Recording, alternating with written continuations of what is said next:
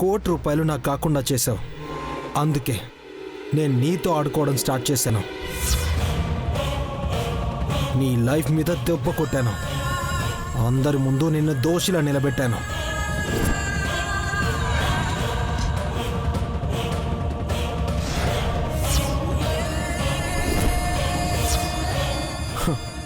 నీకు మనశ్శాంతి లేకుండా చేశాను, చేస్తూనే ఉంటాను కళ్యాణి. సిద్ధు, నువ్వు మాట్లాడతానన్నదేంటి, మాట్లాడుతుందేంటి? ఒకసారి ఫోన్ ఇవ్వు.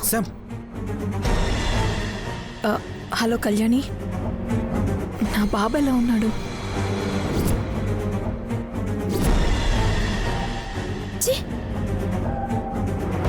అలా అడగటానికి సిగ్గుగా లేదా నీకు?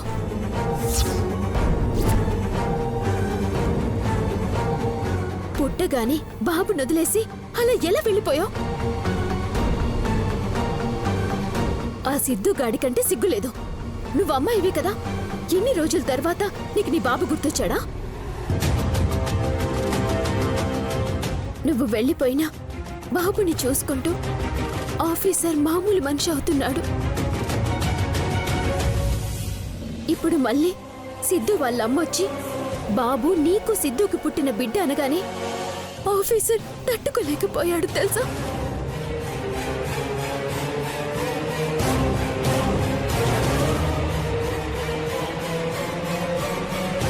అయినా ఆఫీసర్ని పెళ్లి చేసుకుని సిద్ధుతో బాబుని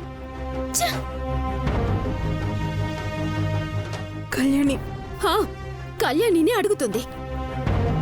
ఏంటి ఏంటి నువ్వు అడిగేది? అవును, బాబు నాకు సంపదకే పుట్టాడు. అయితే నీకేంటి బాధ?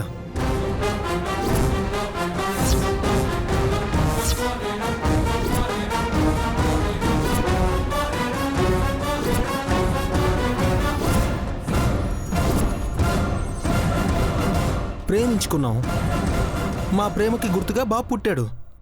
ఏం చేస్తారు?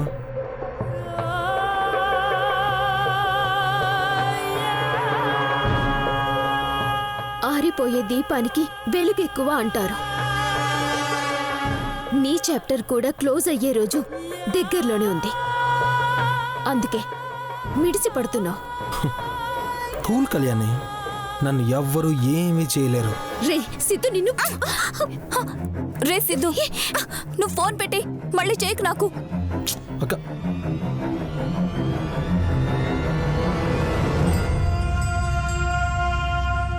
అయినా నువ్వేంటి కళ్యాణి నా తమ్ముడిని అలాంటి మాటలు అంటున్నావు? మీ తమ్ముడు చేసిన ఘనకార్యాలు అలాంటివి. పిన్ని, మీ తమ్ముడు ఫోన్ చేసిన నెంబర్ ఇటివ్వు. ఎందుకు? ఆఫీసర్కి ఇవ్వాలి. పిన్ని, పిన్ని డిలీట్ చేయి. ఏంటి కళ్యాణి ఏదో నెంబర్ అంటున్నావు? సిద్ధు కాల్ చేశాడు బాబాయ్. పిన్ని ఆ నెంబర్ని డిలీట్ చేసింది. అంటే నువ్వింకా నీ తమ్ముడితో మాట్లాడుతూనే ఉన్నావా? ఫోన్ చేశాడు, మాట్లాడాను, తప్పేంటి?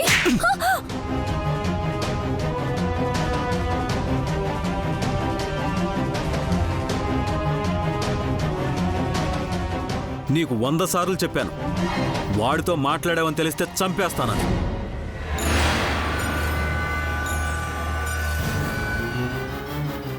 అనవసరంగా ఈ ఇంట్లో ఉండనిచ్చాం. మా పరువంతా పోయింది వాడి వల్ల. ఇప్పుడు పసిబిడ్డ మీద కూడా మచ్చపడింది.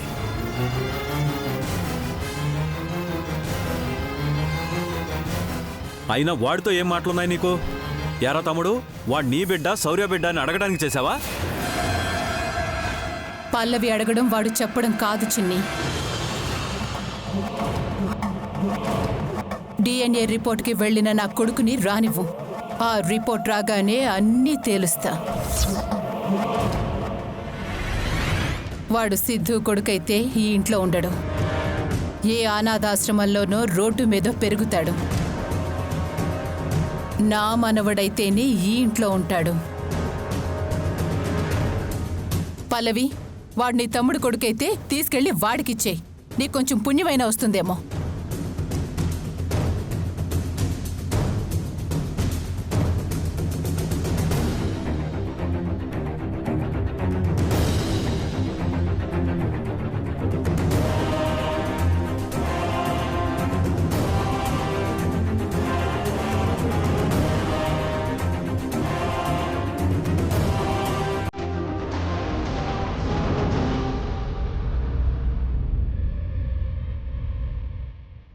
వీడు సిద్ధు కొడుకు అని తెలిస్తే అట్నుంచటే వదిలేసి రావడానికి.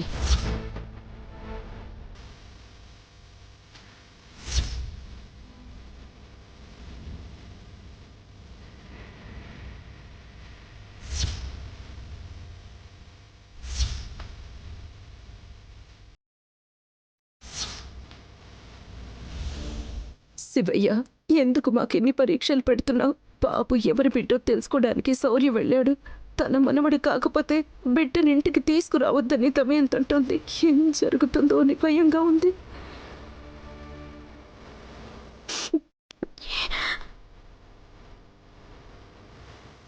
అమ్మా కళ్యాణి, రిపోర్ట్స్ ఏమని వస్తాయో అని భయంగా ఉందమ్మా. ఒకవేళ బాబు సిద్ధు బిడ్డ అని తెలిస్తే ఆఫీసర్ దమయంతి అత్తయ్య చెప్పినట్టు బాబుని వదిలేసి వస్తాడేమోనని భయంగా ఉందమ్మా. అందుకని హాస్పిటల్కి వెళ్దాం అనుకుంటున్నాను. నువ్వొక్కదాని వినా కళ్యాణి, నేను వస్తాను. వద్దమ్మా, ఇప్పటికే ఆఫీసర్ మనందరి మీద కోపంగా ఉన్నాడు. చేయని తప్పులకి మిమ్మల్ని దోషులుగా చూస్తున్నాడు. అలా అని నిన్నొంటరిగా హాస్పిటల్కి ఎలా పంపిస్తాను? అసలే అక్కడ రిపోర్ట్స్ ఏమని వస్తాయో తెలీదు.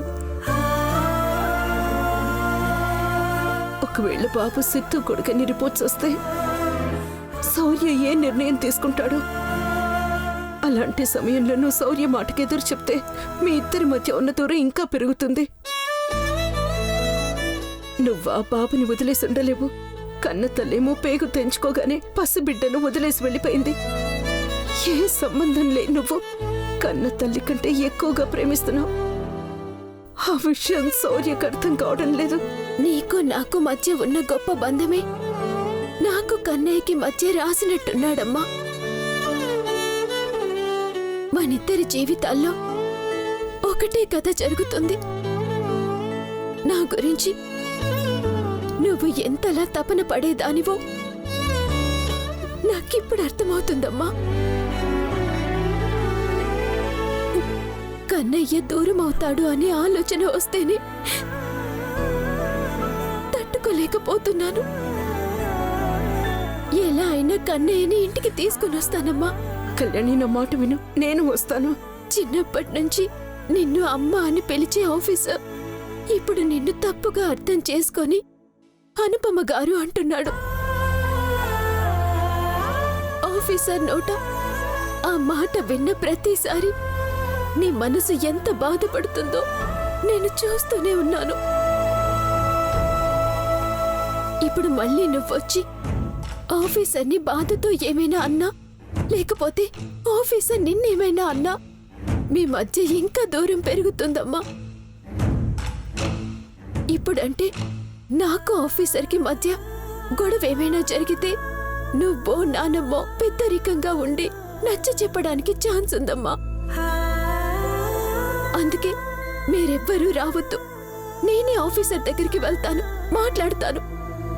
నా బాబుని నాతోనే ఉండేలా చేసుకుంటాను. దయచేసి మీరెవ్వరూ రావద్దమ్మా. అక్కడికి మీరెవరైనా వస్తే నా మీదొట్టే. కళ్యాణి,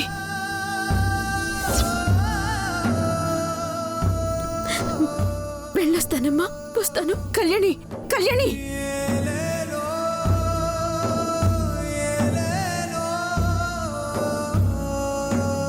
బాధపడకండమ్మా. బాధపడకుండా ఎలా ఉండగలను బాచి? కళ్యాణి అసలే చిన్నపిల్ల. శౌర్య ఏవైనా అంటే బదులు చెప్పకుండా ఉండదు.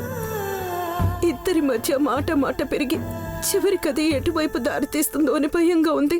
ఇలాంటి పరిస్థితుల్లో దేవుడి మీద భారం వేయటం తప్ప మనం ఏం చేయగలమమ్మా? కళ్యాణి అమ్మగారు అనుకున్నది సాధిస్తారమ్మా. మీరు వెళితే కళ్యాణమ్మ చెప్పినట్టు శౌర్యబాబు అపార్థం చేసుకుంటారమ్మా. మీరు వెళ్ళకపోవడమే మంచిదమ్మా. మీరు శౌర్యబాబుని కళ్యాణమ్మని కలిపే వారదవుతారమ్మా. కొన్ని రోజుల్లో శౌర్యబాబు మారి అందరూ కలిసుంటారు చూడండి. పగటి కలలు కనమంటున్నావా బాజీ? అనుపమ వారధి కాదు, సారథి. ఇంట్లో జరిగే ప్రతి దానిలోనూ నీ హస్తం ఉంది. కానీ కనిపించవు. గీతలో కృష్ణుళ్ళ మాయ చేస్తావు. గీతలో కృష్ణుడు ఏం చేసినా లోక కళ్యాణం కోసమే కదమ్మగారు. తిన్నింటి వాసాలు లెక్క పెట్టడం అంటే ఇదే బాజీ.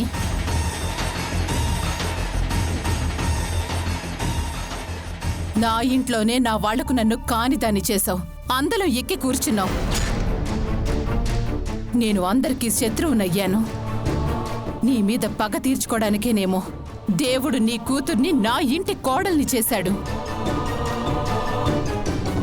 పాపం నీ కూతురు బాబు మీద చాలా ప్రేమ పెంచుకున్నట్టుంది.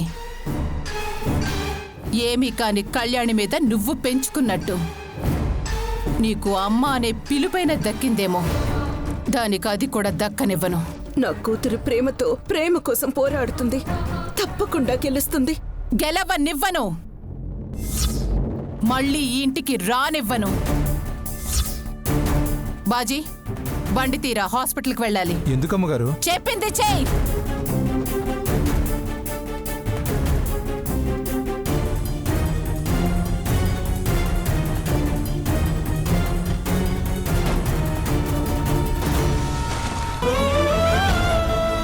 భగవంతుడా, దమయంతి కూడా హాస్పిటల్కి వెళ్తుంది.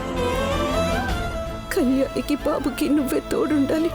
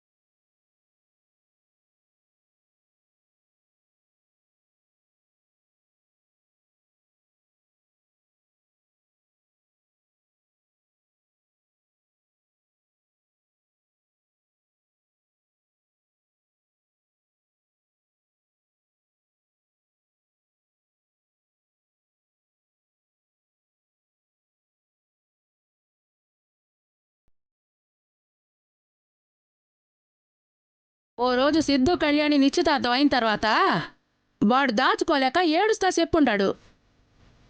సంపద కడుపులో పెరుగుతుండేది నా రెడ్డి అమ్మా అని.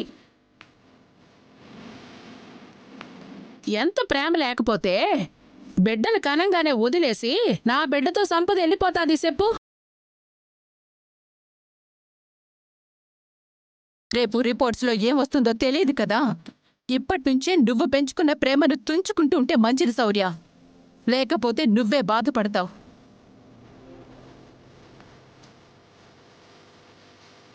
వీడు సిద్ధు కొడుకు అని తెలిస్తే అట్నుంచటే వదిలేసి రావడానికి తప్పలేదు.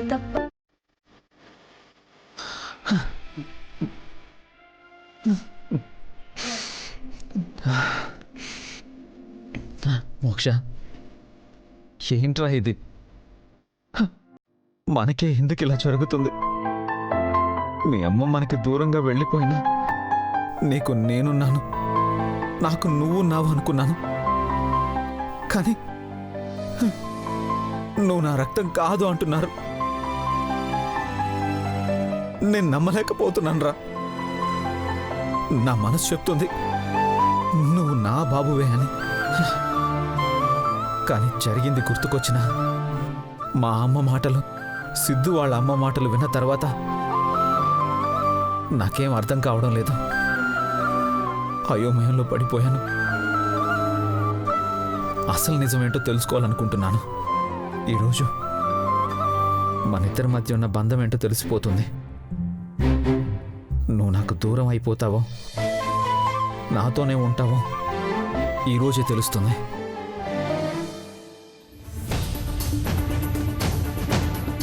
సిద్ధు, కళ్యాణి మాటలు వింటుంటే అక్కడ సిచ్యువేషన్ చాలా బ్యాడ్గా ఉందని అర్థమవుతుంది. అక్కడ సిచ్యువేషన్ బ్యాడ్గా ఉన్నా మనకి మాత్రం గుడ్ జరుగుతుంది. ఏంటి సిద్ధు నువ్వనేది? అవును శామ్, శౌర్యకి నీ మీద ఎంత నమ్మకం ఉందో ఇప్పుడే కదా తెలిసేది. శౌర్య మనసులో తన బిడ్డ కాదు అనే అనుమానం ఉంటే అది ఎక్కువైతే కన్నయ్యని మనకి అప్పగించేస్తాడు. నా వల్ల నా బాబు ఇంత చిన్న వయసులోనే కష్టాలు పడుతున్నాడు అనిపిస్తుంది సిద్ధు.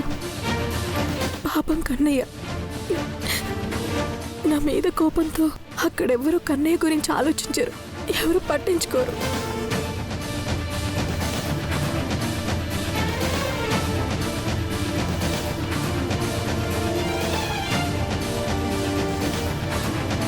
కన్నయ్య, నేను వస్తున్నాను. రిపోర్ట్ ఎలా వచ్చినా నేను నిన్ను దూరం చేసుకోను.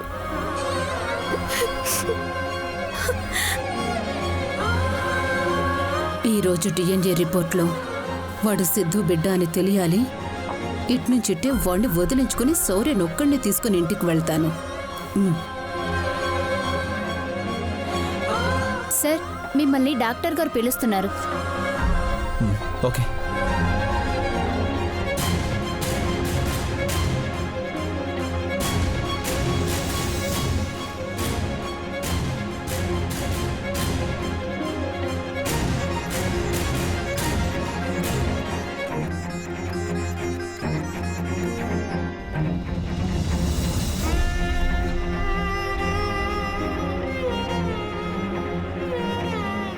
Good morning Shaurya. Good morning doctor.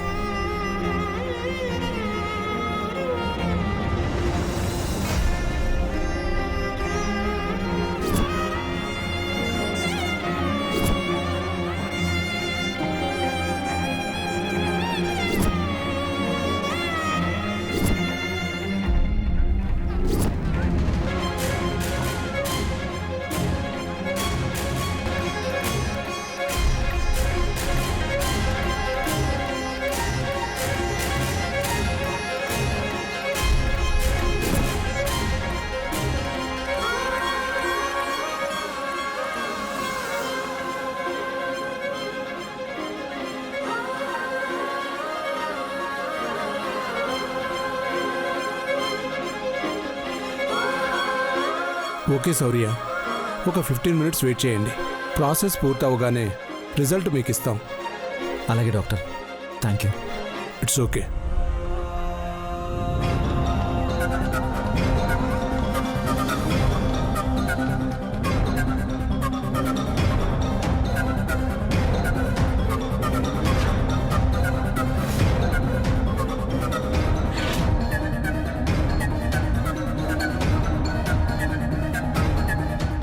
త్వరగా పోనీరా. అతివేగం ప్రమాదం అని అమ్మగారు చెప్తుండేవాళ్ళమ్మా. నిదానమే ప్రధానం. ఆవిడికే వయసు అయిపోయింది, అలాంటి సామెతలే చెప్తుంది. ఈ రోజుల్లో నిదానమే ప్రధానం కాదు పాటించాల్సింది. ఆలస్యం అమృతం విషం అన్నది పాటించాలి. ఆ కళ్యాణి మిరుపులా వెళ్ళిపోయింది. దానికంటే ముందే మన హాస్పిటల్కి వెళ్ళాలి. మంచి చేయాలని కళ్యాణమ్మ గారు వెళ్ళారు. మీరు చేసే పాపం నాకు పంచడానికి నన్ను తీసుకెళ్తున్నారు.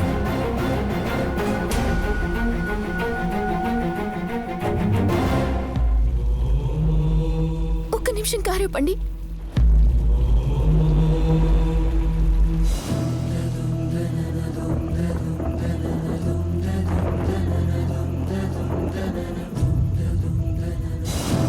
ఆంజనేయ స్వామి, ఆఫీసర్ డిఎన్ఏ టెస్ట్ రిపోర్ట్స్ తీసుకోవాలని బాబుని తీసుకుని వెళ్ళారు.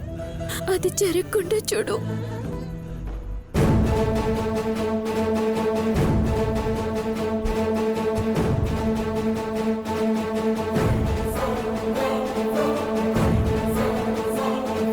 అమ్మగారు, కళ్యాణమ్మ గారు దేవుడి దగ్గర దండం పెట్టుకుంటున్నారమ్మా.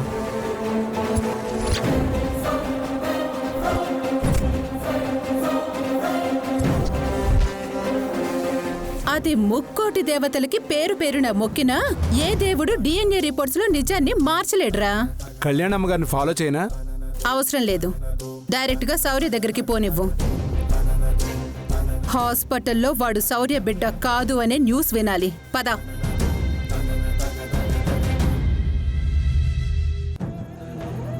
ఆనాడు రామసేతుని నిర్మించి సీతమ్మని రామయ్యని కలిపావు.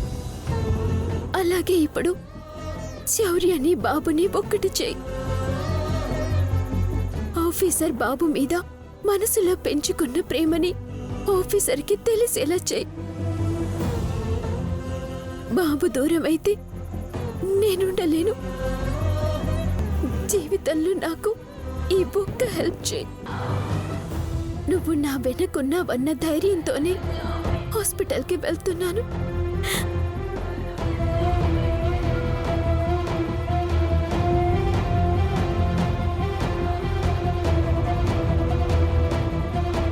ఓకే ఓకే, నేను ఇంకో 10 మినిట్స్లో స్టార్ట్ అవుతాను. ఓకే సార్, శౌర్య వాళ్ళ బాబు డిఎన్ఏ రిపోర్ట్స్ తీసుకొని రండి. నేను అర్జెంటుగా ముంబై ఆపరేషన్కి వెళ్ళాలి. అలాగే సార్. క్విక్.